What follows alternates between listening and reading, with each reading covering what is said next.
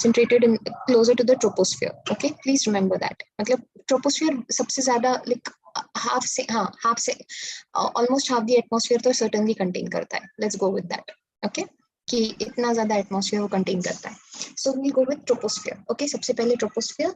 Troposphere जो होता है, it is considered as the lowest layer of the Earth's atmosphere. It contains almost half of the atmosphere. Okay, यहाँ पर air सबसे dense है. The higher you go away from the surface of the Earth, upwards than the surface of the Earth, from the surface of the Earth, the atmosphere becomes rarer and rarer. Okay, now troposphere जो होता है, it starts at the surface of the Earth and depending on where you are, height 8 to 18 kilometers तक vary करता है. Okay, obviously equator पे convectional currents की वजह से गैसेस ज्यादा ऊपर चले जाएंगे, है ना. इट विल हीट की वजह से नहीं, गैसेस ऊपर चले जाते हैं, तो वो इक्वेटर पे ज्यादा हाइट अचीव कर लेता है. whereas at the poles ज्यादा मूवमेंट नहीं होती है एयर की, सो ज्यादा एटमॉस्फेयर का हाइट नहीं होता है. Okay, so atmosphere is around up to 8 kilometers from the surface of the Earth at the poles, but at the equator the same atmosphere extends up to 18 kilometers from the surface of the Earth. Okay, distinction समझ लीजिएगा please.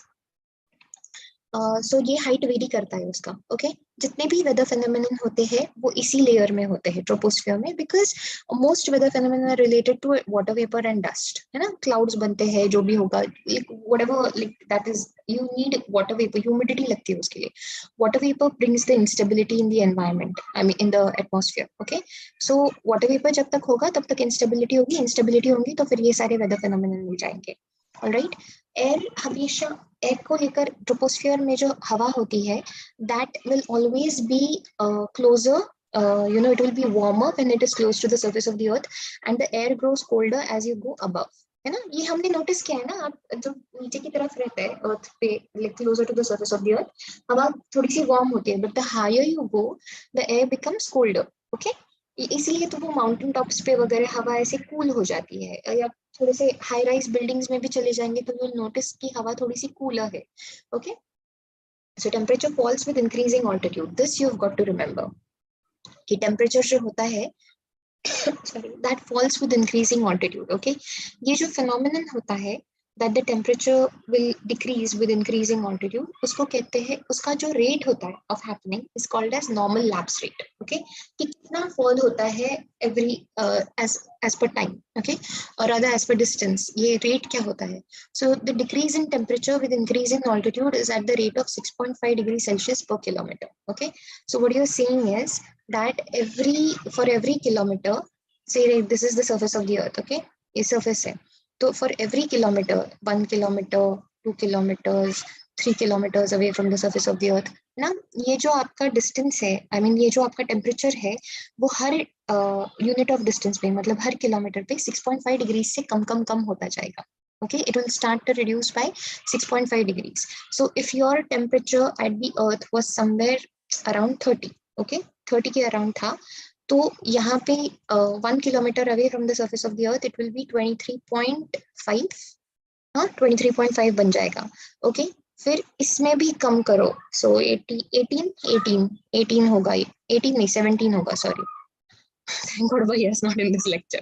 Okay, so this will be 17 degrees Celsius. यहाँ पे you getting what I'm saying, right? For every kilometer, the temperature drops by 6.5 degrees Celsius the higher you go.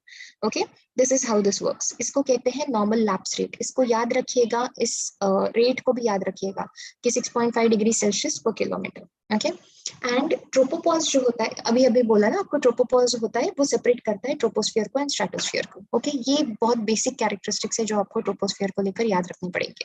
चलेगा? And this is the normal, how do you say, chronology नहीं कहेंगे उसको, क्या कहेंगे उसको, hierarchy कहेंगे. The various layers of the earth's atmosphere from top to bottom, कैसे किस ऑर्डर में जाना चाहिए आपको. सो ट्रोपोस्फियर पहले आएगा, फिर ट्रोपोपॉज आएगा, फिर उसके बाद ओजोनोस्फियर आएगा. It is the lower section of the stratosphere. Okay, फिर स्ट्रेटोस्फियर का पूरा लेयर है, देन उसके बाद स्ट्रेटोपॉज आएगा, then mesosphere follows, then mesosphere खत्म होगा तो मेसोपॉज आएगा, देन उसके बाद थर्मोस्फियर आएगा. ये थर्मोस्फियर के अंदर ही आइनोस्फियर होता है. सो आइडियली मेसोपॉज के बाद you should ideally get a ionosphere, and then the thermosphere, and then lastly the exosphere. I told you exosphere is outer space. Yeah, that is not even our concern really. Okay, now you come next to stratosphere. जैसे troposphere is known for all weather phenomenon because of the presence of water vapour, because of the presence of water vapour. वैसे ही when you come here ना, stratosphere में जब आप आते हैं ना, तो this is famous for that ozonosphere. Okay, stratosphere is very famous for the ozonosphere. Ozonosphere इसलिए क्योंकि उस ये अभी ये ट्रोपोस्फियर था नीचे, दिस इज द ट्रोपोस्फियर। फिर ये छोटा सा जो लेयर है उसको कहेंगे ट्रोपोपॉज। ओके, यहाँ पे ये जो छोटा सा लेयर है उसको कहेंगे ट्रोपोपॉज। फिर उसके बाद आता है ओजोनोस्फियर। ओके, ये ओजोनोस्फियर है एंड ये लोअर सेक्शन है उसका, and the total layer is actually called as stratosphere. Okay, वो टोटल लेयर को स्ट्रेटोस्फियर कहेंगे आप लोग। So that's how it works. Okay, so ozonosphere is considered a part of stratosphere. Ozonosphere stratosphere का part माना जाता है. It's the lower layer of the stratosphere. Okay.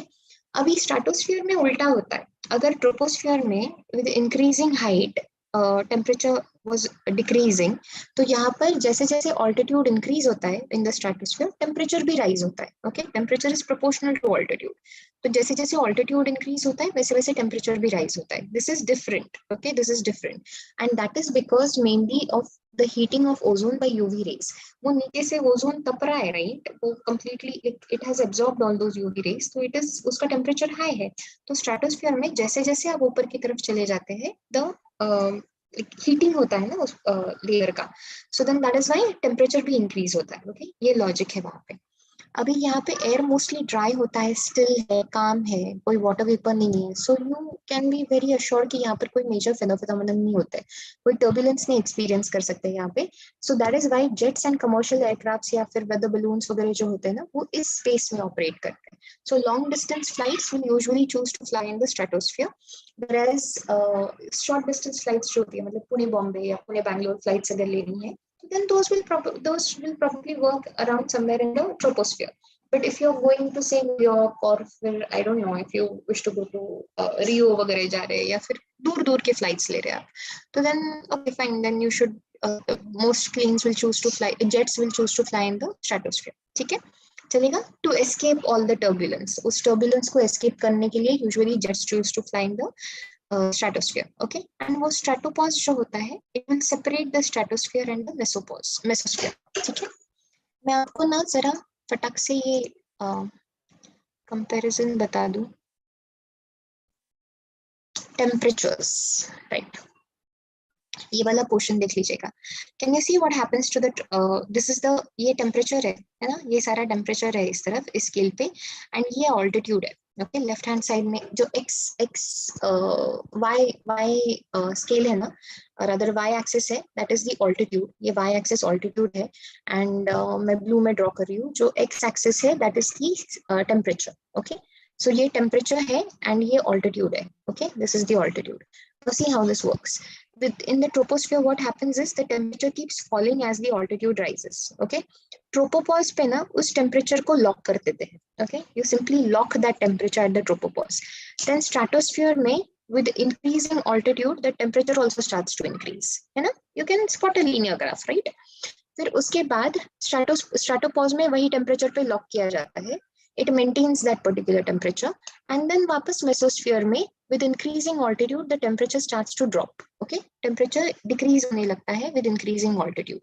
Okay, next what happens in mesosphere, mesopause में उस temperature को lock कर देते हैं, pause कर देते हैं, freeze कर देते हैं. Okay, and then thermosphere में ये तो अच्छा खासा linear हो रहा है ना, thermosphere में तो crazy ऐसा exponential increase हो जाता है.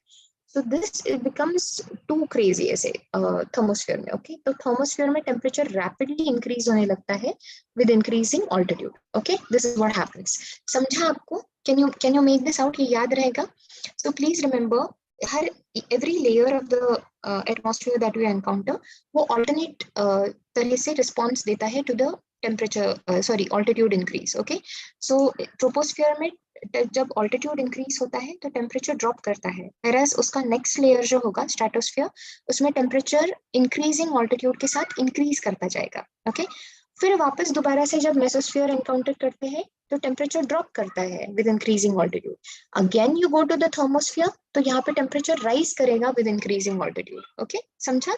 सो ऑल्टरनेट लेयर्स में फॉल एंड राइज करता है टेम्परेचर विद इंक्रीजिंग ऑल्टीट्यूड. ठीक है, एंड प्लीज रिमेंबर वो जो सारे ट्रोपोपॉज, स्ट्रैटोपॉज, मेसोपॉज है, they will lock whatever earlier temperatures they had come across. Okay, freeze हो जाता है टेम्परेचर वहां पे, इसलिए उसको पॉज भी कहा है. Remember, it is called as a stratopause, mesopause, tropopause. Okay, ठीक है, चलेगा.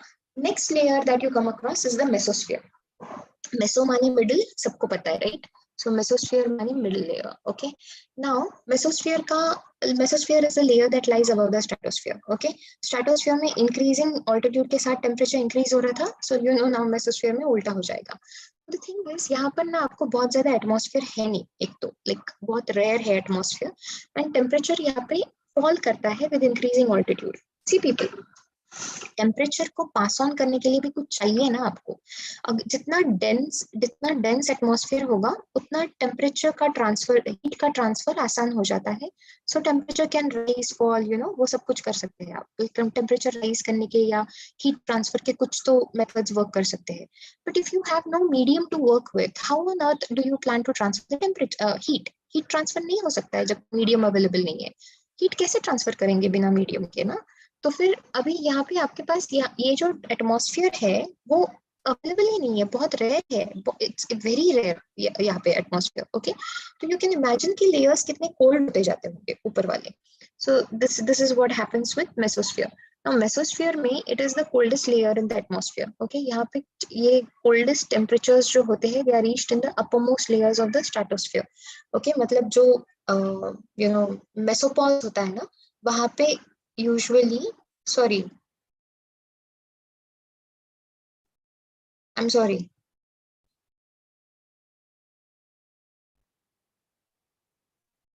uppermost layers of the stratosphere में reach करता है. एक minute, people, just 1 minute. uppermost layers of the mesosphere बोलना चाहिए मैंने, मैं क्या लिख रही हूँ. uppermost layers, this is a typo हाँ people. I'm thinking यार मैं ऐसे क्यों लिखा है मैंने. this is ये this has to be mesosphere, ये टाइपो है यार, this is a typo people. uppermost layers of the mesosphere में आपके सबसे cold temperatures आएंगे, मेसोपॉज में मिलते हैं आपको coldest temperatures. ओके, सो ये जो अभी इस लेयर में ना एक और चीज होती है, इट इज दैट मीटियोर्स जो होते हैं ना, दे burn up in this layer. Okay, meteors burn up in this layer, and वो फिनोमिनन को हम शूटिंग स्टार्स कहते हैं या मीटियोर शावर्स कहते हैं. Okay, now what happens is meteor जब अर्थ की तरफ आता है, so suppose this is the earth. Okay, तो एक meteor is falling towards the earth. Okay, ये अब मैं वो meteor को रेड कलर का बना रही हूँ. तो वो meteor जो है, it is coming towards the earth, it's falling towards the earth, तो वो अर्थ के एटमॉस्फेयर से पास करता है. तो जैसे ही वो थर्मोस्फेयर से वगैरह पास करता है, तो there is nothing much over there, हवा ववा नहीं है वहाँ पे, एटमॉस्फेयर नहीं है ज्यादा. लेकिन the more you come downwards ना, जैसे वो मेसोस्फीयर को रीच कर लेता है, it encounters some some air, थोड़ा सा एटमॉस्फेयर एनकाउंटर कर लेता है वो, एंड वहां पर उसको फर्स्ट टाइम फ्रिक्शन एक्सपीरियंस करता है. द मीटियोर्स एक्सपीरियंस फ्रिक्शन, वो जो भी कम हवा है उसको कंडेंस करते हैं, कंडेंस नहीं, कंप्रेस करता है वो उस छोटी कम हवा को, एंड उस प्रोसेस में फ्रिक्शन होता है. ओके, अभी वो फ्रिक्शन की वजह से कंबशन होता है, एंड वो कंबशन में ये मीटियोर्स जो होते हैं, they start burning up. Okay, तो वो जो मीटियोर्स बर्न अप कर जाते हैं इस लेयर में, तो that is called, because extreme speed से आ रहा है वो, मेजर स्पीड कंसिडर करना पड़ेगा आपको मीटियोर्स का. It is not like, it's not falling like a feather from the sky. Okay, it's coming towards the earth at considerably high speeds. So meteors जब encounter करते हैं फर्स्ट टाइम अर्थ एयर के layers को, air को, तो वो उनके साथ फ्रिक्शन हो जाता है एटमॉस्फेयर के पार्टिकल्स के साथ, एंड उसकी वजह से मीटियोर्स बर्न करने लगते हैं. Okay, so this phenomenon is called as shooting stars. इसको हम कहते हैं मीटियोर शावर या शूटिंग स्टार्स या whatever, you know, that is what this is. So please remember, this happens in the mesosphere and it is the coldest layer of the atmosphere. So coldest layer में आपको meteors burn कर जाते हैं. Most people assume कि वो auroras के साथ साथ meteor shower भी इसमें होता है, thermosphere में होता है. So please remember कि ये distinct है, तो different activities है ये, meteor showers as well as auroras, and वो दो different layers में होते हैं. Okay. Nacreous clouds को एक बार समझ लेते हैं, because that also happens. Left में picture है. न्यूक्लियस क्लाउड्स का मतलब ये होता है कि कभी कभी ना, व्हाट क्लाउड्स जो होते हैं ना, वो instead of containing water particles, ice crystals contain करते हैं. Okay, because of extreme temperatures and condensation, पानी इतना condense हो जाता है, like water vapor इतना condense हो जाता है कि वो ice crystals form कर लेता है. Okay, instead of water vapor, water droplets in the cloud. तो उसकी वजह से वो, and because of all the ice and everything, and all the physical phenomenon happening around it, वो ऐसे rainbow clouds की तरह दिखाई देने लगते हैं. Okay, वो जो clouds बनते हैं ना, they look like rainbow clouds. Okay, so these are of course this happens in cold winters and high latitudes. This can't be seen everywhere in the world. There are specific places where you see this, just like auroras. So this has to be इनको nacreous clouds या polar stratospheric clouds कहते हैं, because once again, like उस layer में मिलते हैं आपको, stratosphere में मिलते हैं आपको. So that is why they are called as उनको, and because of those different colors that they exhibit, उनको nacreous clouds कहते हैं. Okay, ठीक है, good. All right, now you come across thermosphere. Thermosphere आपका last how do you say important layer है. Okay, जिसमें कोई phenomenon हो रहा है, वो वाला layer है. तो thermosphere जो होता है, that extends from 80 kilometers to about 400 kilometers. Okay, यार ये इनके भी, यार चलो इनके भी heights देख लेते हैं. ये वाला better है. This is a better thing to remember. 8 to 18 kilometers तक troposphere last करता है. Around 50 kilometers तक stratosphere होगा. फिर उसके ऊपर अर्थ के सरफेस से अराउंड 80 किलोमीटर्स तक मेसोस्फीयर होता है. एंड देन 80 to 400 आपको यूजुअली थर्मोस्फीयर मिल जाता है. Okay, so this is how it works. तो अभी थर्मोस्फीयर का फंडा क्या है कि thermosphere extends from 80 kilometres to about 400 kilometres from the surface of the earth. Thermosphere में ऑब्वियसली टेम्परेचर राइज करेगा विद इंक्रीजिंग ऑल्टीट्यूड. ओके, नाम भी क्लियरली थर्मोस्फीयर है यार.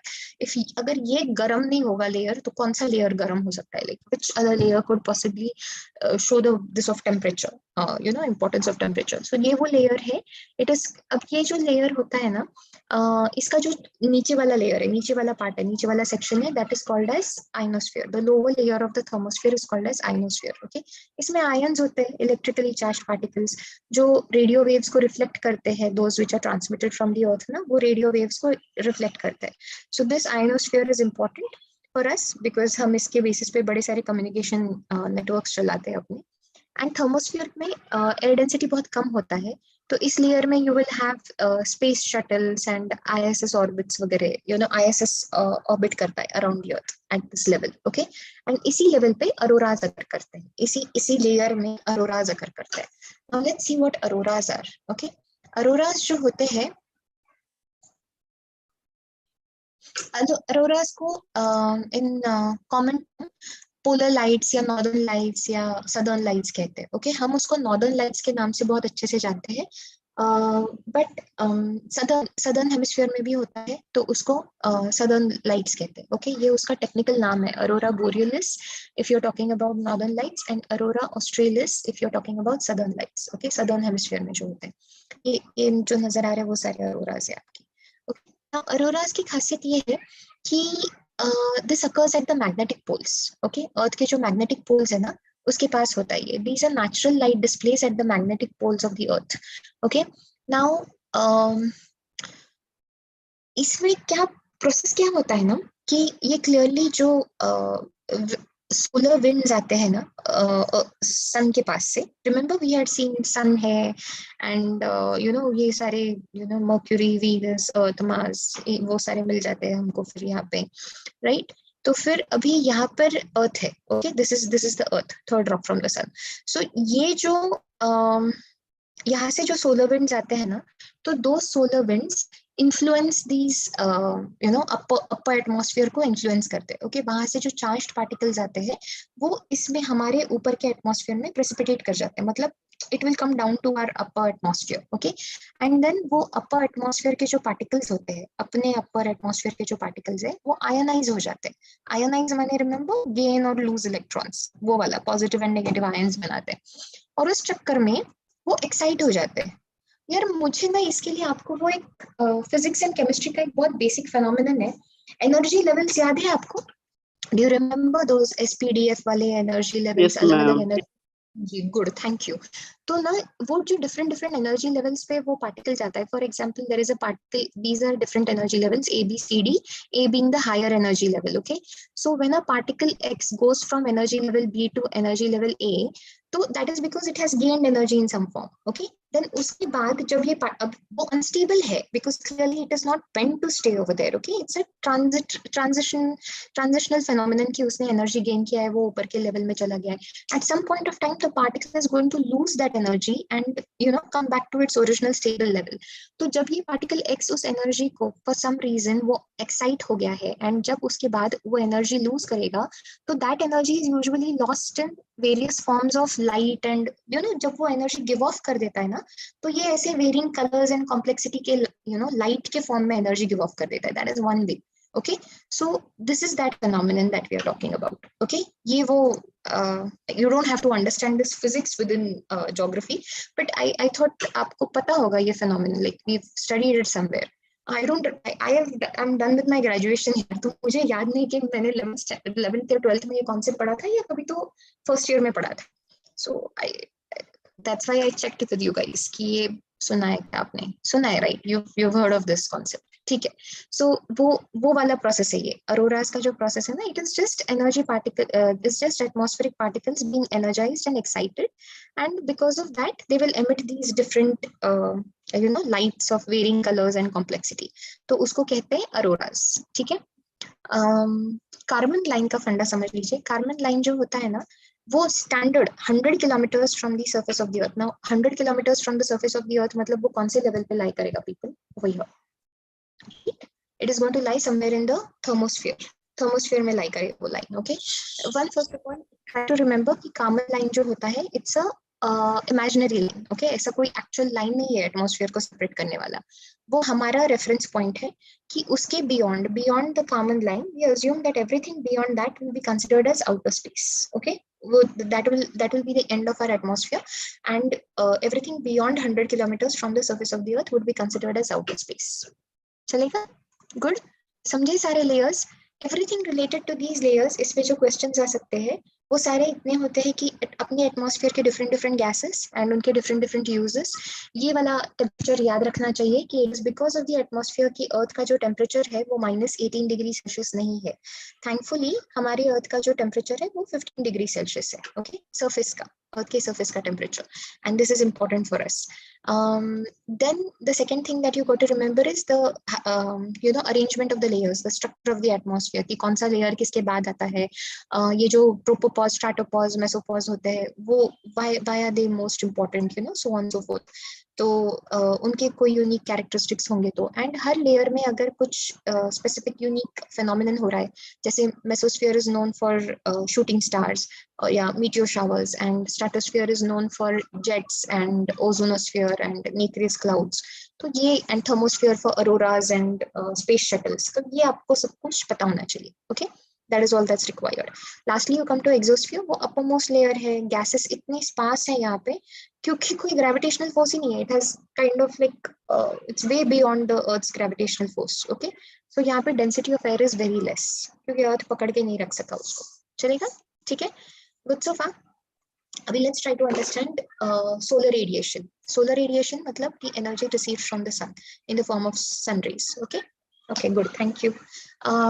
Insolation का मतलब समझ लीजिए. Insolation is the short form of incoming solar radiation, okay? Insolation माने incoming solar radiation, लिखवाया है मैंने वहाँ पे, alright? दो फंडे समझ लीजिएगा, to very specific dates and to very specific phenomena. Aphelion का मतलब होता है दूर, away from the sun, okay? The earth is farthest from the sun. earth के reference से बता रहे हैं, helion माने sun, okay? helios माने sun, right? So it's the Greek word for sun. So aphelion का मतलब होता है कि you're farthest from the sun, okay? The earth is farthest from the sun, and that occurs invariably on 4th of July. Perihelion का मतलब होता है the earth is closest to the sun, that occurs on 3rd of Jan, okay? ये standard dates है, ये vary नहीं करते, okay? So and इसको उल्टा पुल्टा ना बनाइए, यही standard dates है, okay? alright, ठीक है।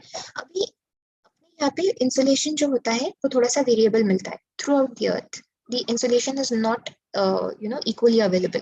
Why? Because the earth is inclined.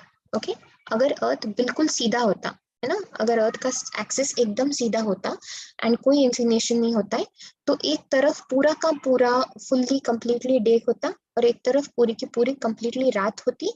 And every single point this earth हमेशा would be बराबर 90 डिग्रीज पे वो इक्वेटर पे होता and every single part of the earth would have been covered by the sun's rays। Okay, so every single part of the earth would have gotten exactly the same amount of insolation if the earth had a 0 degrees का inclination।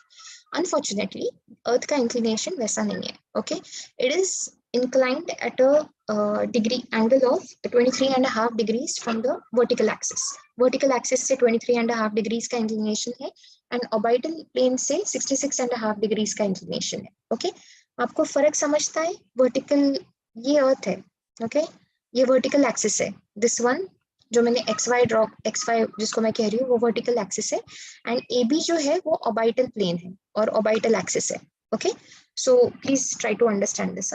तो जिस you getting right, जो horizontal plane है that is the AB, that is the orbital plane, उसको orbital कहेंगे and ये वाला vertical है। Okay, this one is the vertical axis. ठीक है, सो 23.5 डिग्रीज वर्टिकल एक्सिस से है एंड ये 23.5 डिग्रीज एंड 66.5 डिग्रीज उसका इस पे आता है, ऑर्बिटल प्लेन से होता है। ओके, ये वो इंक्लिनेशन है दोनों का, प्लीज मतलब समझ लीजिएगा एंड इम्पोर्टेंस समझ लीजिएगा।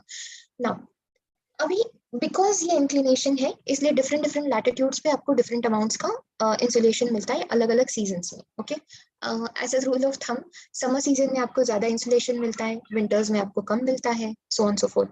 अभी लोकेशन पे कैसे डिपेंड करता है, how do you define the location? Latitude के बेसिस पे। तो अगर आप लोअर लैटिट्यूड्स में हो, closer to the equator rather within the tropics, then lucky guess would be that you would receive more insulation than the higher latitudes। okay, so latitude के ऊपर depend करता है, लोअर लैटिट्यूड्स को हमेशा ज्यादा insulation मिलेगा। अगर clouds होंगे तो क्लाउड्स की खासियत होती है कि ये सन है, it is happily giving out the sunlight. Okay, ये सनलाइट दे रहा है लेकिन यहाँ पे क्लाउड है। ओके, तो ये क्लाउड क्या करता है ना, ये सन की इसको वापस रिफ्लेक्ट कर देता है एटमॉस्फेयर को, तो गो बैक ऐसे लेकिन it reflects back the sunlight. So उसकी वजह से अगर क्लाउड्स प्रेजेंट होंगे तो फिर सनलाइट ब्लॉक हो जाती है, रादर रिफ्लेक्ट हो जाती है, तो इनफ इंसुलेशन मिलता नहीं है। ओके, सो इसीलिए मैक्सिमम इंसुलेशन आपको उस जगह पे मिलता है जहां पर क्लाउडीनेस लीस्ट होता है। एंड ऐसी कौन सी जगह होती है? सब ट्रॉपिकल डेजर्ट्स। ओके, सब ट्रॉपिकल डेजर्ट्स पे आपको क्लाउडीनेस लीस्ट मिलता है। इनफैक्ट इक्वेटर पे आपको इनफ इंसुलेशन इसलिए नहीं मिलता है because equator half the time cloudy होता है ना, बार बार वो कन्वेक्शनल रेन्स मिलते हैं वहां पे, सो उसकी वजह से क्लाउड्स बनते हैं एंड वो बहुत ब्लॉक कर देता है सनलाइट को। Okay, the clouds will reflect a lot of sunlight. Okay, passage through atmosphere, insolation is lost a lot when sun's rays have to pass through the atmosphere। okay, तो वो scatter हो जाते हैं, diffuse हो जाते हैं, absorb हो जाते हैं, तो उस चक्कर में सारा एनर्जी गुम हो जाता है सन का, वो जो इंसुलेशन आ रहा था ना उसका एनर्जी गुम हो जाता है। And on the surface how distribution होता है, स्पेशल डिस्ट्रीब्यूशन कैसे होता है at the surface? So tropics में ज्यादा इंसुलेशन रिसीव्ड है देन एट द पोल्स, है ना, दैट मेक्स मोर सेंस क्योंकि हीट भी सबसे ज्यादा ट्रॉपिक्स में ही ज्यादा मिलती है। पोल्स की तरफ बेसिकली हीट ही नहीं मिलती, बहुत ज्यादा इंसुलेशन ही नहीं मिलता है। एक तो 6 महीने पूरा रात है, so you won't get any you know what do you से, हीट नहीं मिल रहा है, इंसुलेशन नहीं मिल रहा है। जो 6 महीने के लिए आपको इंसुलेशन मिल रहा है एट द पोल्स उसमें भी बहुत कम मिल रहा है, राइट? आई मीन पोल्स में कितना हीट एंड इंसुलेशन मिलेगा? Very less. On the other hand, tropics में full time the sun is always overhead in the tropics। Okay, it is only over, not always overhead, the sun is only overhead within the tropics, तो वहां पे insulation ज्यादा मिलने के chances सबसे ज्यादा है। ऑलराइट, ठीक है। Okay, now you have to understand this कि टॉपिक्स में आपको मीनिंग ये जो स्पेस है ना, ये वाली स्पेस, इतनी स्पेस में आपको हमेशा सबसे ज्यादा इंसुलेशन मिल रहा है। ओके, वो जो शेडेड पोर्शन है विद इन द ट्रॉपिक्स, तो उसमें आपको इंसुलेशन सबसे ज्यादा मिलता है। ओके, तो obviously there is a net radiation balance क्योंकि सरप्लस मिल रहा है आपको, थोड़ा सा एक्स्ट्रा एनर्जी, एक्स्ट्रा हीट मिलता है आपको उस रीजन में, ट्रॉपिक्स में। ओके, एंड ये जो पोल्स वाला रीजन है, north pole and south poles वाला रीजन है, वहां पे आपको क्लियरली थोड़ा सा नेट डेफिसिट मिलता है बिकॉज ऑब्वियसली कम एनर्जी मिलती है। ओके, तो ये जो सरप्लस हीट एनर्जी होती है ना, that gets redistributed towards the poles, okay. उसकी वजह से पोल्स एक्सेस, इसकी वजह से ट्रॉपिक्स एक्सेसिवली हीट अप नहीं हो जाते and higher latitudes permanently frozen भी नहीं रहते, okay. So you have to understand कि अगर पूरे अर्थ पे इस तरह से एनर्जी मिल रही है कि एक सर्टेन पार्ट ऑफ द अर्थ को एक्स्ट्रा एनर्जी मिलती है, तो ये जो वेदर फिनोमिनन होते हैं, ओशन करंट्स होते हैं वगैरह, इसके through, I mean by the transfer of these from place to place, ये हीट काइंड ऑफ ऐसे डिसिपेट कर दी जाती है, डिस्ट्रीब्यूट की जाती है to those sections of the world जहाँ पे हीट कम मिलती है या इंसुलेशन कम मिलता है, okay. Got to understand this funda, okay. Ma'am हाँ जी मैम एक मिनट ऊपर लो ना थोड़ा, एक पेज नंबर ये वाला। मैम। हाँ मैम, मैम एपिहीलियन जो है मैम, उसमें अर्थ फारदेस्ट फ्रॉम द सन रहता है ना, तो वो ma'am farthest from the sun है तो ठंडी होनी चाहिए ना अर्थ पे, तो वो थर्ड नहीं ईयर नहीं में नहीं रहता है। नहीं, ओके ओके चल, मैं good question, I am sorry, who are you? मैंने, मेरा पार्टिसिपेंट्स का ये बंद है, Arman, okay, Arman. Hi, sorry, okay. So here it works, Arman. सन हमसे फादर्स्ट है, मतलब इट डज नॉट मीन कि वो sun farther, you are saying that the entire earth is farthest from the sun, okay. So it's simply because we are going around in that orbit around the sun, ये वो orbit में जा रहा है ना, तो एक ऐसा point है जहाँ पे it is the farthest from the sun. अब you know how this is, parabolic orbits होते हैं, elliptical orbits होते हैं सारे के सारे, so clearly ये या ये कोई तो point होगा, I don't know whichever point that is, तो वहाँ पे वो clearly farthest है, okay, from the sun. So अभी the thing is कि it does not, हमारे यहाँ पे ठंडी तब होती है, वो हेमिस्फीयर के हिसाब से डिपेंड करता है कि हम नॉर्दर्न हेमिस्फीयर में या सदर्न हेमिस्फीयर में है ना, उसके हिसाब से ठंडी, आई मीन सर्दियां या गर्मियां डिसाइड होती है। So that can not apply for a single hemisphere, वो जो बीइंग फादर्स्ट और being closest to the sun है, that has to apply to the whole earth, okay. So this depends, this does not depend on हमारे, हमको कितनी surely हमको उस दिन थोड़ी सी कम एनर्जी रिसीव होगी सन से, but it does not change the entire season, वो सीजन को नहीं बदलता है। यू गेटिंग क्या? This is the normal path, ये वो अर्थ का नॉर्मल पाथ है। इट इज जस्ट कोइंसिडेंटल कि वो 4th जुलाई को earth is the farthest from the sun and 3rd Jan को earth is closest to the sun, okay. So despite being a winter, हम 3rd Jan पे थोड़ी सी extra energy receive करेंगे from the sun at all parts on the earth, okay, लेकिन बहुत हल्की सी। वो जो being farthest from the sun और being closest to the sun will not bring such a huge difference when it comes to actual temperatures. Actual temperature पे इतना फर्क नहीं पड़ता है because it does this is not being farthest or closest from the closest to the sun does not affect the seasons or the variability of insolation. इतना वाला कि seasons को affect, variability of insolation को affect करता है लेकिन seasons को affect नहीं करता है. It does not affect the seasons. You have to understand that seasons are based off your yeah, what do you say, seasons are based off your latitude पे depend करते हैं कि आप कैसा वाला season और कितनी देर के लिए और कितनी severity से या कितने like how mild or how severe the season is going to be will depend upon the latitude and not on the position of the earth from the sun. Okay? Yes ma'am. All right, ठीक है. But this is a good observation. I keep getting asked this question and I normally explain करती हूँ. It's clearly been a long time since I've taught you this topic. Okay. Here we are. अभी ना heating and cooling of the atmosphere को समझ लेते हैं. Atmosphere heat कैसे होता है? And this is once again a very favorite question of UPSC कि अपना atmosphere heat कैसे होता है? अपने पास heat transfer के 3 तरीके मिलते हैं हमको. We have 3 ways of heat transfer: conduction, convection, advection. एक और terrestrial radiation भी consider करते हैं, उसमें it's not considered a way of heat transfer, but like let's look at that funda also. Okay, conduction हमको पता है, कंडक्शन में जो भी एनर्जी होती है that is transferred to the next layer. Okay, but obviously heat differential होगा, तो फिर जो ज्यादा गर्म वाला लेयर है वो लेस गर्म वाले लेयर को, लेस हीटेड लेयर को अपना एनर्जी ट्रांसफर करता है. Okay, that is how conduction works. So यहाँ पर earth gets heated by insolation. Normally earth जो होता है ना, ये जो अपना अर्थ है वो इंसुलेशन से हीट हो जाता है, ओके उसको सन इंसुलेशन, सन, अब मैं क्लियरली सन को छोटा ड्रॉ कर रही हूँ बिकॉज वो हमारे लिए छोटा है, ओके इन दिस केस अर्थ को, अर्थ पे सारा फेनोमेनन होना है तो मैंने अर्थ को डिस्क्राइब करना ज्यादा जरूरी है। So earth will receive the heat from the sun by insolation, okay. अब ये जो हीट होती है that is transfer to the atmosphere, okay. अपने ऊपर जो एटमॉस्फेयर है, एटमॉस्फेयर ब्राउन में बना रही हूँ मैं, ओके ये अर्थ का एटमॉस्फेयर है। तो ये जो एटमॉस्फेयर को हीट मिलती है ना, वो सन की हीट से तपता नहीं है। It is not because of the insolation from the sun जिसकी वजह से एटमॉस्फेयर हीट होता है। एटमॉस्फेयर इस हीट से नहीं ये हो जाता है। एटमॉस्फेयर को ये वाला अर्थ जो होता है ना, that will give off a long wave radiation, okay. Earth जब एक बार हीट हो जाएगा तो वो it will give out its radiation in the form of long wave radiation, okay.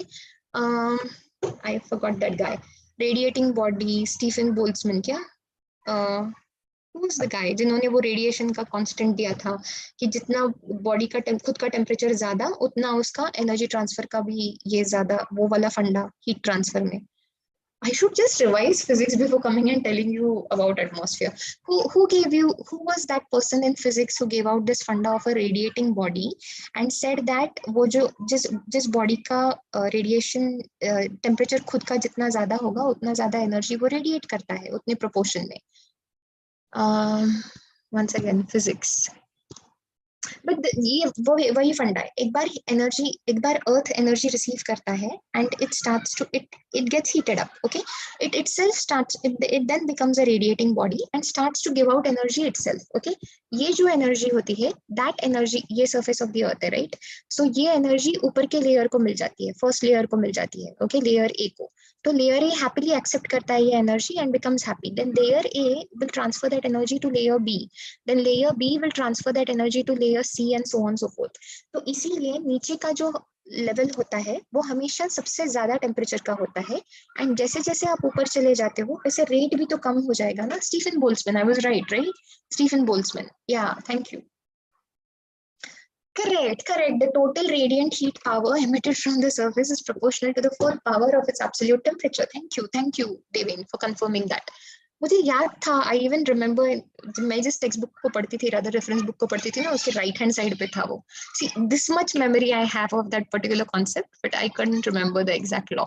So got this, हमेशा नीचे वाला जो लेयर होगा, it will, the layer which is closest to the earth, it will have more temperature and the upper layers will have lesser temperature than that, okay, because energy differential, I mean heat differential clearly exist करता है वहां पे, कम होते जाएगा heat. So this the subsequent layer gets, हमेशा पहले अर्थ के पास वाला लेयर हीट हो जाता है and then the upper layer is heated because of the lower layer, okay so on so forth. तो नीचे वाला लेयर ऊपर वाले लेयर को एनर्जी ट्रांसफर करता है and this transfer of energy helps to achieve the balance. ये conduction है. This is the way in which the earth gets heated, okay.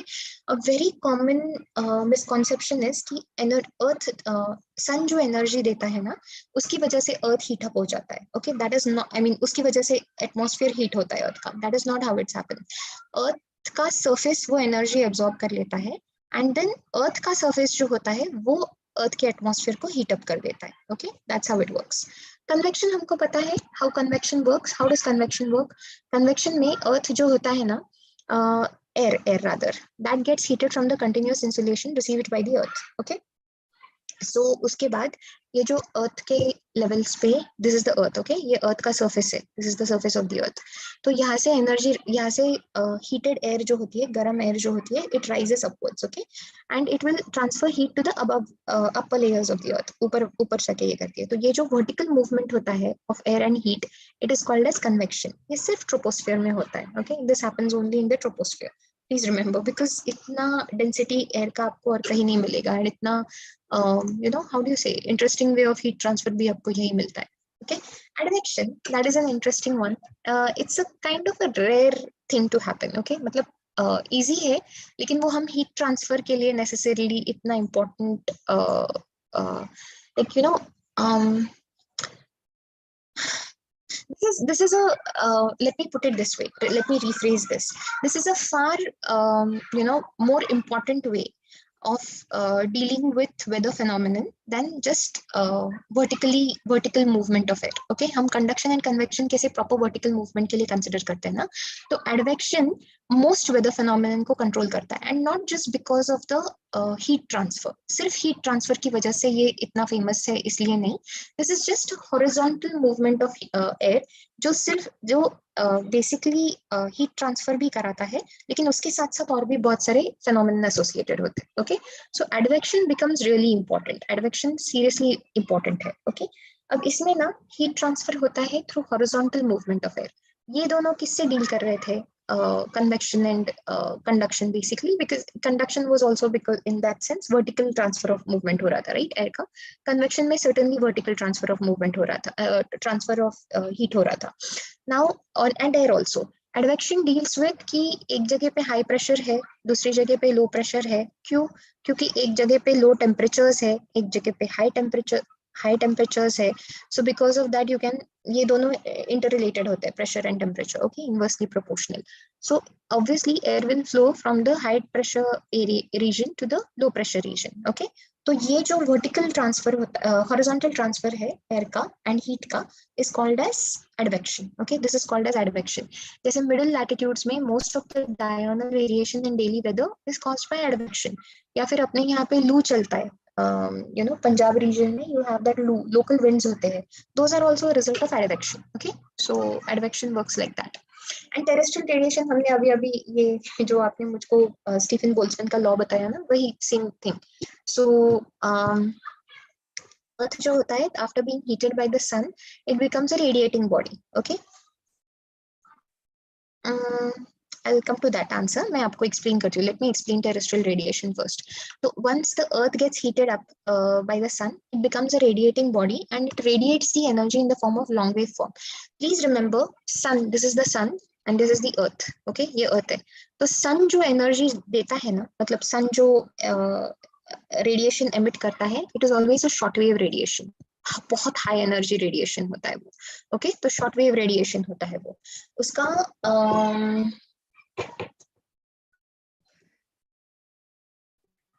okay, I don't remember the exact numbers now, so I won't get into that. Whereas in earth जो energy emit करता है, that is always given out in the form of long wave radiation. Okay, तो अर्थ हमेशा long wave radiation के form में energy emit करता है, because अर्थ का उतना टेम्परेचर नहीं है जितना सन का है.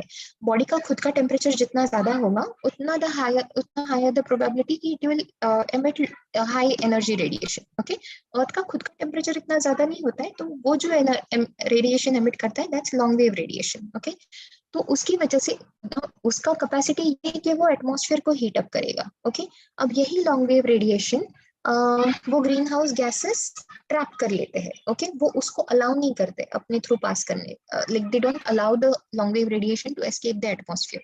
ओके, एंड उसकी वजह से ये long wave radiation is kept cocoon, वो ऐसे वो सारा हीट ना ककून कर जाता है अर्थ के एटमॉस्फेयर में, and because of that the earth's surface gets heated up. Okay, and because of that life can survive on the earth. That's the thing. Okay, ये टेरेस्ट्रियल रेडिएशन होता है. So remember the difference between terrestrial radiation and this. ये एक heat budget समझ लेते हैं. अब heat budget पे ना आपको क्वेश्चंस नहीं आते. ओके, हीट बजट के कॉन्सेप्ट पे आपको पूछा जाता है. आपके मैंने पूरे पेपर्स में कहीं भी ये नहीं पढ़ा है कि कितना स्पेस को स्कैटर करता है, कितना क्लाउड्स रिफ्लेक्ट करते हैं, या ये आपको परसेंटेजेस वगैरह कभी नहीं पूछे जाते. Okay, if you want to really prepare for the exam, go ahead and learn this. But मैं हमेशा इस पे 5-10 मिनट स्पेंड करती हूँ, and I have realised never ever have they asked, मतलब क्वेश्चंस कभी ऐसे नहीं आते. क्वेश्चंस आपको कॉन्सेप्ट बेस्ड होते हैं. So let's understand the heat budget of the earth. Budget का मतलब क्या होता है people? There is an incoming credit and debit, right? There is something, money is income. Budget कैसे decide करते हैं आप? कि clearly you have resources or incoming money and your outgoing expenses, है ना? ऐसा वाला scheme होता है. तो heat का budget भी यही होता है.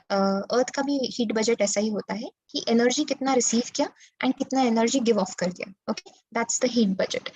तो earth as a whole, please remember this as a concept. आपको, I am repeating myself again, मैं कभी एग्जाम्स में किसी को पूछते हुए देखा है कि कितना यूनिट्स एब्जॉर्ब किया, कितना यूनिट्स अर्थ को मिला, ये मिला, वो मिला. ओके, आपको ये पूछा जाता है कि earth on a whole does not accumulate और lose heat. Okay, earth, please remember, earth heat को लूज या एक्यूमुलेट नहीं कर रहा है। प्लीज रिमेंबर, अर्थ का जो खुद का टेम्परेचर है, सरफेस टेम्परेचर है, वो इसलिए बढ़ रहा है क्योंकि अर्थ के बाहर एक एटमॉस्फेयर है जिसके ग्रीन हाउस गैसेस ने हीट को ट्रैप करके रखा है। Okay, earth is not doing that by itself. Please remember, earth is not doing that by itself. It is the green house gases in the atmosphere which are raising the surface temperature of the earth by trapping the heat within it. All right, now अर्थ खुद से जितना energy receive करता है उतना give of भी कर देता है. Okay, that's how the earth works by itself. Now the amount of heat received from the sun is returned to the space. जितना अर्थ रेडिएशन, सोलर रेडिएशन मिलता है उतना ही वापस भी दिया जाता है. Okay, all that is reflected back also. Now, or rather return to space, not reflected back, return to space. There is a constant temperature maintained at the surface and in the atmosphere. Temperature constant है. Okay, pretty much constant temperature होता है. इसीलिए भी gate worried जब global warming होता है, because पूरे अर्थ का टेम्परेचर राइज हो रहा है. Okay, that is what it means. And एक एल्बिडो का कंसेप्ट समझ लीजिएगा. Albedo meaning the reflected amount of radiation. Okay, कि कितना अमाउंट रिफ्लेक्ट कर सकता है. तो डिफरेंट ऑब्जेक्ट्स जो होते हैं वो उनके इसके हिसाब से, वंस अगेन फिजिकल कॉन्स्टिट्यूशन उनका एंड टेक्सचर एंड एवरीथिंग, इसके बेसिस पे वो ऑब्जेक्ट्स या फिर उस मटेरियल का टेक्सचर क्या है, इसके बेसिस पे वो अलग अलग अमाउंट का उनका एल्बिडो होता है कि कितना एनर्जी, वो कितना इनकमिंग रेडिएशन वो रिफ्लेक्ट कर सकते हैं. ओके, सो वो एल्बिडो अलग अलग चीजों का अलग अलग होता है. So that concept you need to understand. तो ये देखिए, ये वाला याद कीजिएगा कि जितने भी यूनिट्स एटमॉस्फेयर से एब्जॉर्ब करते हैं ना रेडिएशन, जितना भी यूनिट्स एटमॉस्फेयर एब्जॉर्ब कर लेता है उतना एटमॉस्फेयर रिफ्लेक्ट भी करता है. That much is reflected by the atmosphere also. Earth भी जितना यूनिट्स एब्जॉर्ब करता है उतना यूनिट्स रिफ्लेक्ट करता है. एंड एटमॉस्फेयर एंड अर्थ मिलाकर जितना यूनिट्स एब्जॉर्ब करते हैं उतना भी वापस रिफ्लेक्ट हो जाता है. Okay, just remember this. If you are very interested in it, तो then go ahead and remember all these numbers also. I would not advise you because I have never seen this question being asked. Okay,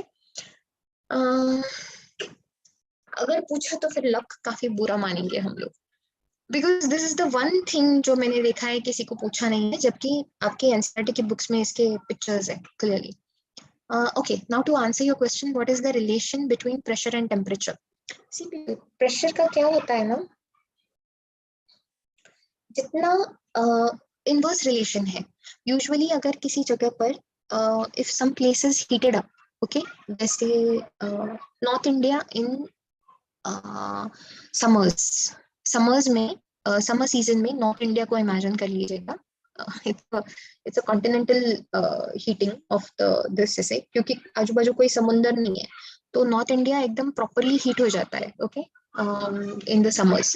तो वो जो उस दौरान क्या हो जाता है ना, बिकॉज ऑफ हाई टेम्परेचर्स वो लो प्रेशर एरिया बन जाता है. Okay, so temperature and pressure are inversely related. अगर किसी जगह पे टेम्परेचर हाई होगा तो प्रेशर लो होगा, अगर किसी जगह पे टेम्परेचर लो है तो प्रेशर हाई हो जाता है. Okay, that's how it is related. Cool. Okay, I needed to finish this off today. कल ना हम क्या करते हैं, what we will do is we'll study the हम ये इसमें ना वेदर के इंडिकेटर्स, अभी वेदर के इंडिकेटर्स क्या होता है, टेम्परेचर, प्रेशर, ह्यूमिडिटी, है ना. तो वो सारे वेदर इंडिकेटर्स पढ़ते हैं, उनसे रिलेटेड जो भी चीज़ है वो देखेंगे. एंड स्पेसिफिक वेदर फिनोमेनन और specific things when it comes to climatology. And then lastly will study the weather systems. Okay, cyclones and anti cyclones, उनके बीच का फर्क समझते हैं. This is a long topic people, so be prepared. We are in for a long haul. ऐसे ये discussion लंबा चलेगा. ऑलराइट, ठीक है. मूविंग ऑन टू, ये वाइस प्रेसिडेंट हो गए थे हमारे कल. हमने इनको फिनिश कर दिया था, मतलब ये टॉपिक खत्म हो गया था अपना. Okay, and I told you कि we move on to council of ministers next. So we are done with the president of India and the vice president of India. I remind you once again, president के powers सारे के सारे बहुत important है. Please do not, क्या what have I done यार. Okay, please do not ignore the president. All right, इनको ना ignore कीजिएगा. Okay, ठीक है.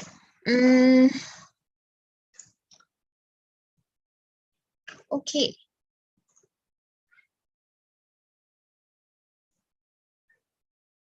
sorry, क्या कह रहे हैं आप मुझे ना. किसकी समरी दिखा बताओ आपको? अरे यार आप लेक्चर ऑनलाइन है वहां पे इसमें यूट्यूब पे, because if I keep repeating everything that I have taught earlier ना, इसका ऐसे। अच्छा, मैं आपको ना 2 मिनट का समरी देती हूँ प्रेसिडेंट का। प्रेसिडेंट के पावर्स जो है वो एडमिनिस्ट्रेटिव है, मतलब एडमिनिस्ट्रेशन से किसको अपॉइंट करना है, जितने भी इंपॉर्टेंट पोजीशंस होती है उनको वो अपॉइंट करते हैं, including the prime minister of India.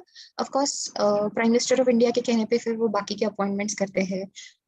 एक चीफ जस्टिस को अपॉइंट करते हैं on the basis of the collegium and everything, and then वो उनके बेसिस पे चीफ जस्टिस एंड कोलिजियम के बेसिस पे बाकी जजेस को अपॉइंट करते हैं। लेकिन सारे major appointments, major removals president करते हैं। डिप्लोमेटिक पावर्स मतलब all treaties are done in the name of the president. जितने भी अग्रीमेंट्स या ट्रीटीज हम करते हैं are done in the name of the president. सबको रिसीव करते हैं वो, फॉरेन डिग्निटरीज वगैरह आते हैं तो उनको रिसीव करना and everything. He is the first first citizen of this country. All right, and military powers होते हैं उनके. He's the supreme commander.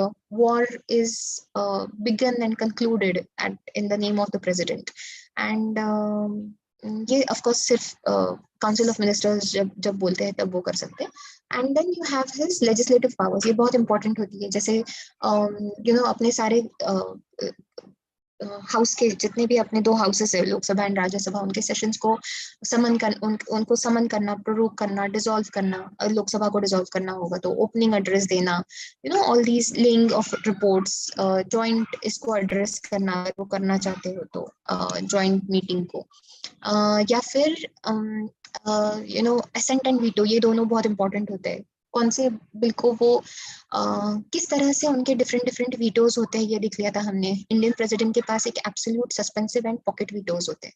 Okay, Indian president is not he is not qualified for a qualified veto. उनको वो veto नहीं मिल सकता. अपने यहाँ पे क्वालिफाइड वीटो नहीं होता है. अपने यहाँ पे सस्पेंसिव वीटो होता है जिसको ओवरटर्न कर सकते हैं विद अ 2/3 मेजोरिटी. नहीं, with a simple majority, sorry, with a simple majority it can be overturned. Okay, and रही बात इसकी legislative power, और वो state legislation को disallow कर सकते हैं. Like अगर state legislation को reserve करके रखा for the reconsideration of president, तो president can keep on postponing and saying no, rather उसको पोस्टपोन कर सकते हैं जब तक वो लेजिस्लेशन एक्सपायर ना हो जाए एंड वो गवर्नमेंट खत्म ना हो जाए. ओके, इमरजेंसी पावर्स होते हैं. He can declare all sorts of emergencies, 3 kinds of emergencies. National emergency, breakdown of constitutional machinery which is nicknamed as the president's rule, and a financial emergency. ऐसे 3 emergencies कर सकते हैं. Ordinances promulgate कर सकते हैं, very important, when either or both houses of the parliament are not in session or they are prorogued. Okay, ऐसे case में वो ऑर्डिनेंसेस प्रोमलगेट कर सकते हैं. सिर्फ तब नहीं कर सकते अगर पार्लियामेंट सेशन में होगा या फिर लोकसभा डिसॉल्व होगा. ऐसे 2 केसेस में वो ऑर्डिनेंसेस नहीं प्रोमलगेट कर सकते. Yes, that's correct, that is correct. ठीक है. जुडिशियल पावर्स है, सबको अपॉइंट करेंगे एंड वो इकलौते हैं पूरे कंट्री में अपने जो किसी कोर्ट मार्शल को या डेथ सेंटेंस को पालन कर सकते हैं. बाकी किसी को वो राइट नहीं है. Just remember that, not even the governor. Okay, vice president के बारे में सिर्फ इतना याद रखिएगा कि उनको अगर रिजाइन करना है तो ही विल रिजाइन. उनका रेजिग्नेशन वो प्रेसिडेंट को एड्रेस करते हैं and he can be removed by ऐसे नॉर्मल दोनों हाउसेस में मेजोरिटी से निकाला जा सकता है उनको. ऑलराइट, ठीक है. And he is the ex officio chairman of the council of states and he can, जब वो सर्व करते हैं as the president of India, तो he can not remain the chairman of the council of states anymore. He will have to just move on from that position. Okay, एक बार को वो सिर्फ प्रेसिडेंट करके ही सर्व कर सकते हैं, एक्टिंग प्रेसिडेंट करके. Alright, now you come to the council of ministers. Okay, अब ये जो अपने काउंसिल ऑफ मिनिस्टर्स है उनका स्कीम ये होता है कि they have a, it's a constitutionally recognised supreme executive organ. ये अपनी कंट्री का सुप्रीम एग्जीक्यूटिव ऑर्गन है. ओके, सुप्रीम एग्जीक्यूटिव बॉडी है क्योंकि ये वो सारे पॉलिसी डिसीजंस लेते हैं कि क्या क्या how the day-to-day business of the country should work. Okay, the president has to listen to it is compulsory, it is mandatory for the president to follow the advice of the council of ministers. Okay, including the prime minister. ये council of ministers के head पे बैठते हैं prime minister of the country. Okay, the prime minister is the head of the council of ministers. Okay, and he is appointed by the president obviously.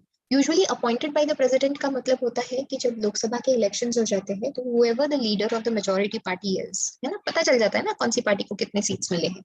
तो the leader of the majority party is invited by the president of India to take on the mantle of the prime minister. Okay, that's how it works. Now the council, इसीलिए उसको कहते हैं कि he is appointed by the president. Now council of ministers जो होते हैं वो president appoint करते हैं on the advice of the prime minister. President का ये डिस्क्रेशनरी फैसला नहीं है. It's not to his discretion कि वो जिसका मन मर्जी किया उसको अपॉइंट कर दिया. प्राइम मिनिस्टर बताते हैं कि this person will serve in this position. Okay, ये मिनिस्टर बनेंगे, वो मिनिस्टर बनेंगे, that sort of thing. Size of the council of ministers, इस पे एक लिमिट है अपने यहाँ पे. You can't just have a huge size of council of ministers. It should not exceed 15% of the total strength of the Lok Sabha. Okay, लोक सभा अगर 100 लोगों का होगा तो फिर 15 लोगों से ज्यादा आपका बड़ा काउंसिल ऑफ मिनिस्टर्स का साइज नहीं हो सकता है. ओके, ये मिनिस्टर्स मोस्टली लोकसभा या राज्यसभा को भी बिलोंग करते हैं, so that's not such a huge problem also. But 15%, okay, we are going with 15%. That is the maximum you can have as the council of ministers. And lok sabha के size से compare कर रहे हैं. categories क्या होते हैं ministers के? They can, ये अलग अलग levels पे है.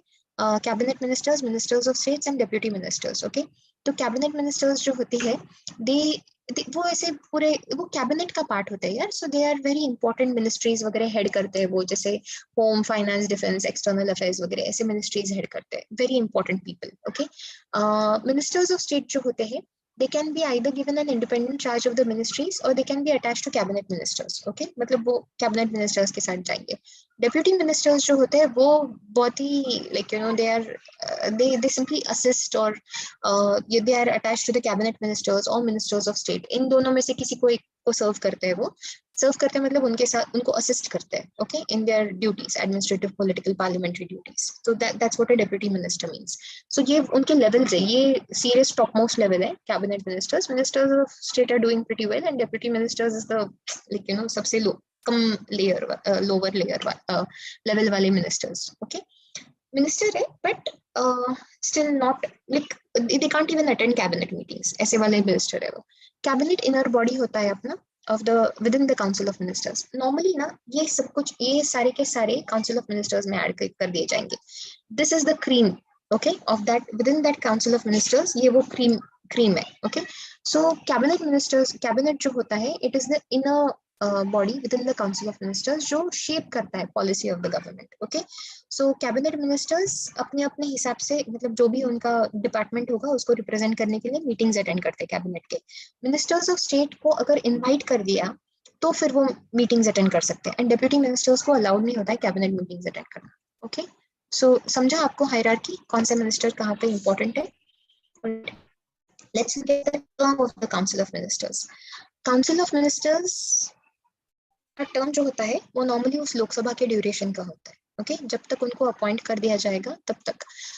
इट्स एन इंटरेस्टिंग थिंग कि इसका मतलब क्या होता है ना, से सपोज किसी मिनिस्टर को अपॉइंट कर दिया. ओके, एंड लोकसभा का टर्म चला, लोकसभा ने अपना रेगुलर 5 साल का टर्म कंप्लीट कर दिया and the minister has no beef, wrong word, the minister has no disagreement with the prime minister, so the minister and the prime minister continue to work in cooperation and उनका department चलते रहता है आगे तक. Okay, so this is how it works. तो ये वो normal regular term हो गया उस मिनिस्टर का.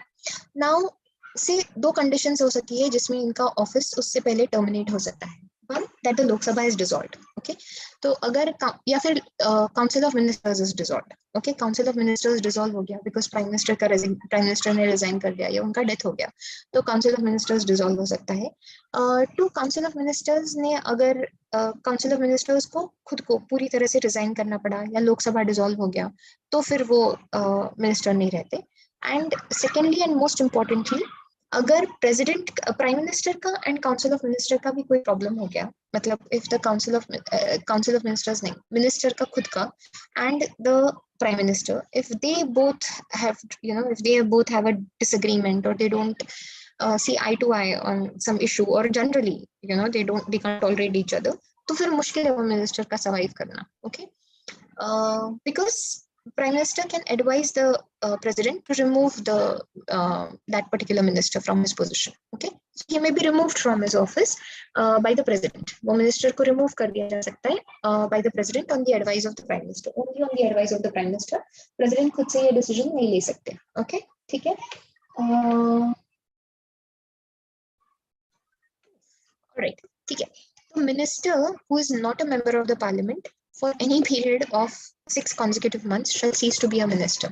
Minister के लिए उस मिनिस्टर को मिनिस्टर बने रहने के लिए एक बहुत इंपॉर्टेंट कंडीशन होती है कि जब से वो जब से उनको मिनिस्टर अपॉइंट कर दिया जाता है, he or she has to acquire membership of either house of the parliament within 6 months. Okay, so either उन्होंने properly जैसे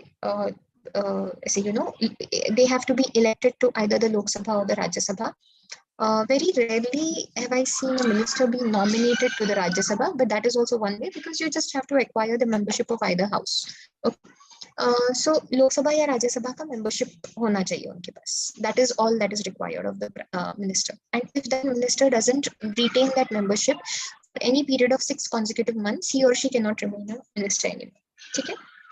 All right. Next चीज जो है वो try to understand what is, हम ना different responsibilities समझते हैं उस मिनिस्टर की. तो 3 तरह से उनके responsibilities cover होते हैं. One, collective responsibility क्या होता है, मतलब सारे के सारे council of ministers का collective responsibility किसको है.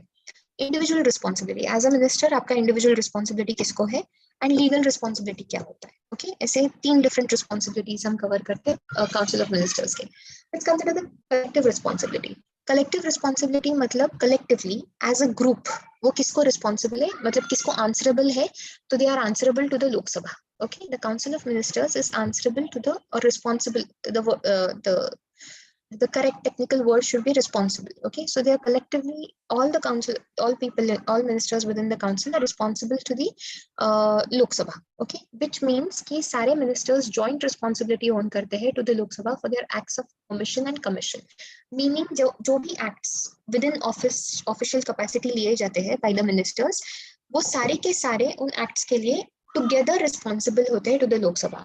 ऐसा नहीं है कि रेलवेज में कुछ तो गलत हो गया तो पावर मिनिस्टर को कोई कुछ कह नहीं सकता वगैरह, ऐसे कुछ नहीं है. ऑल पूरा एक रेलवे मिनिस्टर की रिस्पॉन्सिबिलिटी के लिए भी वो power minister, HR minister, education minister, everybody, all those people together from different departments have to be collectively responsible to the Lok Sabha. ऐसा नहीं हो सकता कि you can say you can have your disagreement with that individual minister within the cabinet, within that office of your cabinet, but एक बार आपने once in public, once you are in the Lok Sabha and you face the Lok Sabha as one single unit, you are just as responsible for the your colleagues' actions as he is responsible for yours. ठीक है, चलेगा. तो ये ministers constitutionally obligated होते हैं to resign if the government loses the confidence of the Lok Sabha. Now we are on very thin ice. यहाँ पर ना क्या होता है, if the government loses if the Lok Sabha, if the Lok Sabha loses confidence in the government, तो the Lok Sabha simply no confidence motion pass करवाता है. अगर ये no confidence motion लोक सभा ने पास किया and तो it becomes really difficult because then obviously you have no majority in the Lok Sabha. Okay, so the Prime Minister and his Council of Ministers has no moral basis to continue as the Prime Minister or the head of the country. That is what it means. अगर आपको majority, आपको क्यों appoint किया गया था? Because आपके पास majority थी. लोक सभा में आपको, Lok Sabha had the confidence in you. If you do not retain the confidence or maintain the confidence of the people in the Lok Sabha, of the Lok Sabha on the whole, then you simply cannot, you don't have the moral आपके पास वो grounds ही नहीं है to continue as the leader of the country, right? तो वो नहीं करना चाहिए. Ideally, the Prime Minister and the Council of Ministers obviously should resign once they lose the confidence of the Lok Sabha. Okay, that is how it should be. कभी कभी होता है कि वो थोड़ा मुश्किल हो जाता है पूरा स्कीम, लेकिन that's how it is. Individual responsibility to the president. Okay, let's look at what the individual responsibility to the president is. Her minister का खुद को इंडिविजुअली अगर उनको कंसिडर किया जाए तो that then he is individually responsible to the president. President may dismiss that minister. He is appointed. The president appoints the minister on the advice of the prime minister and dismisses the minister or removes him from office also on the advice of the prime minister. Okay, even though सारे ministers totally मिलाकर collectively Lok Sabha को responsible है, लेकिन अकेले अकेले on an individual basis every minister is responsible to the president of India. Okay, individually responsible to the president of India. And legal responsibility मतलब जो भी ऑफिशियल एक्ट्स ये मिनिस्टर्स कंडक्ट कमिट करते हैं तो उसका कोई लीगल रिस्पॉन्सिबिलिटी उन पे नहीं बनता है. For example, if you felt that the COVID situation was mismanaged by the government or anything of that sort, तो उसके लिए you can't sue the government या the minister who was handling all this. Okay, वो जो अपना health wealth वाले minister थे उनको आप sue नहीं कर सकते इसके लिए. और फॉर एग्जाम्पल रेलवे का कोई एक्सीडेंट हो गया या हाईवेज को लेकर कोई इशू हो गया या एनीथिंग दैट द एजुकेशन में कोई बहुत मेजर प्रॉब्लम हो गया and then you thought that यार कम से कम वो मिनिस्टर को तो पता होना चाहिए ना कि क्या चल रहा है. So you can not sue him, he is not legally responsible. Any minister in India is not legally responsible for their official acts and this is very different. This is very very different. उनको वो president को जो भी advice देते हैं उसके लिए भी लीगली ट्राई नहीं किया जा सकता है. ओके, मतलब sue नहीं किया जा सकता. He or she cannot be sued in a court of law on the basis of the acts committed by him or her in the office while in office. Okay, official acts के लिए. Now try to understand कि this is a very very huge what do you say this is a huge contrast to what happens in Britain में, United Kingdom में the minister is legally responsible for his or her actions. तो अगर उनके while the minister is in office अगर उन्होंने ऐसा कुछ किया जिसकी वजह से पब्लिक का नुकसान हो रहा है तो he or she can be tried in the court of law कि यार you should have made the right decision, because if that person hasn't made the right decision then it has affected so many lives. Okay, तो अपने यहाँ पे कोई legal responsibility affix नहीं की जा सकती. All right, now you come to the prime minister. Okay, अभी थोड़ा सा prime minister को समझ लेते हैं. Prime minister जो होते हैं अपने ये important है. The position of the prime minister is that he is constitutionally the head of the council of ministers. He or she is constitutionally the head of the council of ministers. Okay, तो ये इनको ना keystone of the cabinet आज कहते हैं. Once again, architecture का reference है. ऐसे वाले ये देखे ब्रिजेस देखे ऐसे लाइक आर्चेस, ब्रिजेस नहीं आर्चेस देखे ऐसे वाले, तो this is the arch. Okay, तो यूजुअली ना जब आर्चेस को बिल्ड करते हैं आर्किटेक्चर में तो इस तरह से बिल्ड करते हैं कि ये नीचे की तरफ से ये बिल्ड करना शुरू कर देते हैं. You start building from this side, then some the other it also start building from this side, come to reach a middle point and then these two sides are held together by a keystone. Okay, एक single पत्थर होता है which holds together both these sides. So that this is the principle in architecture जिसके पीछे इनका position का नाम है keystone of the cabinet arch. Okay, if that keystone is gone there is no stability to the arch. Okay, it keeps the arch stable, it keeps the arch in position. So council of ministers जो होते हैं वो अभी why that person is called as the keystone of the cabinet arch is the prime minister, because ये जो prime minister होते हैं ना अपने, तो अगर इन्होंने रिजाइन कर दिया या फिर इनका डेथ हो गया तो फिर पूरा का पूरा काउंसिल ऑफ मिनिस्टर्स बर्खास्त हो जाता है. Okay, it is dissolved. The entire council of ministers is dissolved on as if the prime minister doesn't stay in position. Okay, now इनकी position को describe करने के अलग अलग तरीके ये है कि premise inter pares, premise मतलब first, inter मतलब among, pares मतलब equals. Okay, so it also translates as first among equals or luna interstellus minoris, meaning he is the moon among the lesser stars. ऐसे अलग नामों से उनकी position को describe किया गया है. दिस इज वन क्वेश्चन ना कि पूरे अपने कॉन्स्टिट्यूशन में ये डिस्क्रिप्शंस नहीं है, ये ब्रिटिश कॉन्स्टिट्यूशन लिखा हुआ नहीं है, लेकिन ब्रिटिश प्राइम मिनिस्टर की पोजीशन को डिस्क्राइब करने के लिए यूजुअली ये फ्रेजेस यूज किए जाते हैं. Okay, so it will apply to the Indian prime minister also because अपना भी पार्लियामेंट्री फॉर्म ऑफ गवर्नमेंट होता है. Okay, now let's look at the functions and responsibilities of the prime minister. Simple है, we have known all that, right? बहुत simple position functions होते हैं इनके. One, first of all he is the leader of the majority party. Then secondly ये select करते हैं अपना पूरा council of ministers. It depends on the prime minister कि इनके council of ministers कौन होंगे. Okay, and वो president को बताते हैं, फिर president वैसे उनको appoint या dismiss करते हैं वो ministers को. So ideally, a minister can only hold office as long as the prime minister wishes him or her to do so. Okay, फिर वो डिफरेंट डिफरेंट मिनिस्टर्स को उनके उनके डिपार्टमेंट्स भी सौंपते हैं, उनका बिजनेस एलोकेट करते हैं, कौन सा मिनिस्टर कौन सी मिनिस्ट्री संभालेगा ये डिसाइड करना भी प्राइम मिनिस्टर का काम होता है। वो कभी भी किसी भी मिनिस्टर को एक डिपार्टमेंट से दूसरे डिपार्टमेंट में या एक मिनिस्ट्री से दूसरे मिनिस्ट्री को असाइन कर सकते हैं। Okay, he is the chairman of the cabinet, this person the prime minister is the chairman of the cabinet. Okay, he will summon the meetings of the cabinet, he'll preside over them. The most important person in the cabinet is the prime minister. All right, he coordinates the policy of the government. Final decision उनका होता है, हर कोई अपनी अपनी ministry के हिसाब से decisions लेते हैं, लेकिन फाइनल डिसीजन इनका होता है, वो फाइनली पॉलिसी बनाते हैं गवर्नमेंट की, एंड पूरे सारे डिपार्टमेंट्स जो होते हैं उनके सारे मिनिस्ट्रीज जो होते हैं उसको सुपरवाइज करने की पावर रखते हैं। Okay, he is the link between the president and the council of ministers. You have the council of ministers, ये आपका council of ministers है, जिसके सबसे important shining star is the prime minister. Okay, now this prime minister has a constant link with the president of India. Okay, ये link constant होनी चाहिए, because the prime minister, पूरा council of ministers rose rose president से मिलने नहीं जा सकता, constantly president से बातें नहीं कर सकता, हर किसी के पास काम होता है यार, these people are really busy by the way. So it is the prime minister who maintains the link between the president and council of ministers.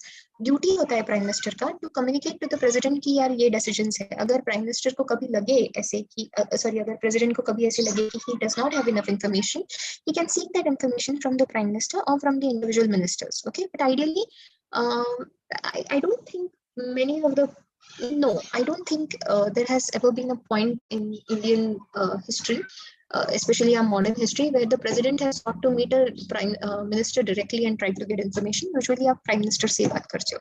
जब भी हमारे president and prime minister में बहुत ज़्यादा बनती नहीं थी, and there have been a few occasions when that has happened, but even then things have not been so difficult. Yeah, so we've still been okay with that whole thing. चलेगा। Then ministers को access होता है to the president, लेकिन सारे policy matters तो prime minister कन्वी करते हैं। Okay, now he is the head of the various bodies also, जैसे नीति आयोग, अभी पहले प्लानिंग कमीशन हुआ करता था, now it's known as the NITI Aayog, national integration council, interstate council, national water resources council, ये सब के चेयरमैन होते हैं। यार पीपल ये याद रखिएगा, ये एक और फेवरेट क्वेश्चन होता है यूपीएससी का, आपको ये पूछना कि ये वाले काउंसिल का प्रेसिडेंट कौन होता है, ये वाले काउंसिल का चेयरमैन कौन होता है, ये बंदा या ये position, this is the prime minister और द मिनिस्टर ऑफ हेल्थ और whoever defence minister, how many councils is he the chairman of, ये कौन से काउंसिल के चेयरमैन है या नहीं है, ये बहुत फेवरेट क्वेश्चन होता है, बहुत very happily you will be asked this sort of question. Okay, so bear in mind. Okay, let's look at the Attorney General of India. Okay, very quickly let's look at this person also. Attorney General of India is the first law officer of India. Okay, ये अपने सरकार के lawyer है। You understand what a lawyer is? आपके representative कौन होते हैं? जब मुझे कोर्ट ऑफ लॉ में जाकर अपना केस प्रेजेंट करना है फॉर सम रीजन, तो जो मुझे तो लॉ नहीं आता है ना बोलने को, आई कांट से ये आर्टिकल के हिसाब से या वो आर्टिकल के हिसाब से, ऐसे तो मुझे बोलना नहीं आता है ना, I just know what the truth of my cases, but to present it in a proper legal manner I require a legal representation. तो ये अटॉर्नी जनरल जो है, he is the legal representation for the government of India, union government of India, समझा? तो अगर union government of India को कभी कोई प्रॉब्लम होती है, उनको कोर्ट ऑफ लॉ में जाकर जैसे वो Minerva mills versus union of India, ऐसे वाले केस में जो यूनियन ऑफ इंडिया की तरफ से वकील खड़े होते हैं वो अटॉर्नी जनरल होते हैं। Ideally he should be the person. Okay, of course दूसरा पर्सन भी रिप्रेजेंट कर सकता है इंडिया को, लेकिन सॉलिसिटर जनरल और somebody like that, but clearly attorney general होते हैं। Okay, now here we go. तो गवर्नमेंट की तरफ से जो भी केस चलता है, legal representation should ideally be the attorney general for India. Okay, he is the first law officer, इसलिए इनको फर्स्ट लॉ ऑफिसर माना जाता है। वंस अगेन इस टर्म को ठीक से समझ लीजिएगा। एक टेंडेंसी होती है बच्चों का ये कहने का कि सीजेआई होंगे ना, the chief justice of India, he will be the first law officer of India. Oh no, he is not this guy is the first law officer, attorney general. Okay, अब ये अटॉर्नी जनरल जो होते हैं अपने, is appointed by the president, obviously on the advice of the prime minister. इनके qualifications have to be the same as that of the judge of a supreme court. जज of supreme court के लिए क्या होना चाहिए? Citizen of India होना चाहिए, कम से कम 5 साल के लिए जज होना चाहिए हाई कोर्ट्स में, या 2 और मोर हाई कोर्ट्स में, या फिर एडवोकेट होना चाहिए इन हाई कोर्ट और 2 और मोर high courts for 10 years. And lastly, in the president, कुछ ना हो इसमें से, एंड सिर्फ ये कंडीशन होगा कि in the opinion of the president of India he is a distinguished jurist, तो भी चल जाएगा। ओके, सो ये अलग अलग कंडीशंस होते हैं जो इनको फुलफिल करने पड़ते हैं to be the attorney general. Okay, so this is the thing. So even if that person has not fulfilled these two conditions ना, ये advocate and judge होने वाले conditions भी अगर उन्होंने fulfill नहीं किए होंगे, yeah, and सिर्फ he is a distinguished jurist in the eyes of the president of India, तो भी चल जाएगा। Okay, that's the logic. Term fix term नहीं होता है, ये याद रखिए। वेरी रेयर पीपल है ऐसे जिनका कोई फिक्स टर्म नहीं होता है। अपने यहाँ पे ऐसा और कोई कॉन्स्टिट्यूशनल पोजीशन नहीं डिस्क्राइब किया गया है जहाँ पे फिक्स टर्म नहीं है। हर किसी को एक टर्म दिया जाता है यार, 5 साल का, 6 साल का, एवरीवन गेट्स अ टर्म।